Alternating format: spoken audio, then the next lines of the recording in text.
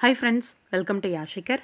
நம்மளோட சன் டிவில இப்போ மறுபடியும் ஒரு பெரிய டைம் சேஞ்ச் வர்றதுக்கு வாய்ப்பு இருக்கு அப்படிங்கிற மாரி சொல்லிட்டு இருக்காங்க. அது மட்டும் கிடையாது.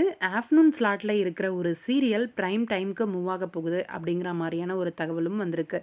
என்ன சீரியல் என்ன அப்படின்னு ரொம்பவே மண்டைய போட்டு குழப்புவீங்கன்னு நெனைக்கிறேன். எனக்குமே அது கொஞ்சம் டவுட்ல தான் இருக்கு. இப்ப வரைக்கும் எனக்கு கிடைச்ச தகவல் என்னன்னா, அனாமிகா சீரியல் வந்து டைம் சேஞ்ச் ஆகறதுக்கு வாய்ப்பு இருக்கு அப்படிங்கிற மாரி.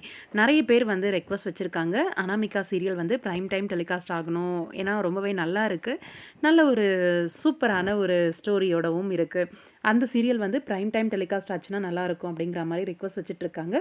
இப்போ டாக்ஸ் வந்து என்ன போயிட்டுருக்கு அப்படின்னா, அனாமிகா சீரியல் வந்து பிரைம் டைம் வந்து மூவ் ஆக போகுது அப்படிங்கிற மாரி டாக்ஸ் வந்து போயிட்டுருக்கு. இது எந்த அளவுக்கு உண்மை அப்படிங்கிறது வந்து எனக்குமே கன்ஃபார்மா தெரியல.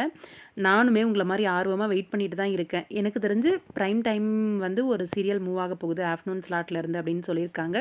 அது அனாமிகாவா இருக்கிறதுக்கு வாய்ப்பு அதிகமா இருக்கு. சாட்டர்டேஸ்ல வந்து இனிமே சீரியல் வந்து டெலிகாஸ்ட் ஆகாது. 9 மணிக்கு மூவ் ஆகுற சிங்கப்பெண்ணே சீரியல்.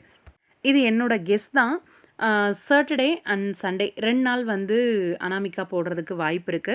இது சந்தேகம் தான். ஆனா ஆஃப்டர்நூன் சண்டே தானே போட்டுட்ருக்காங்க. மேபி அ சண்டே மட்டுமே கூட போடுறதுக்கு வாய்ப்பும் இருக்கு. ஆனா பிரைம் டைம் மாறப்போகுதுன்ற மாரி சொல்றாங்க.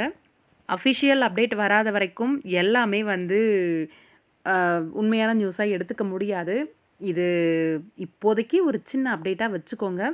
அஃபிஷியல் கன்ஃபர்மேஷன் வரட்டும். ஆனா, டைம் சேஞ்ச்ல என்ன வேணாலும் மாற்றம் நடக்கலாம். அதுக்காக திட்டாதீங்க. சப்போஸ் வரல அப்டின்னாலும்.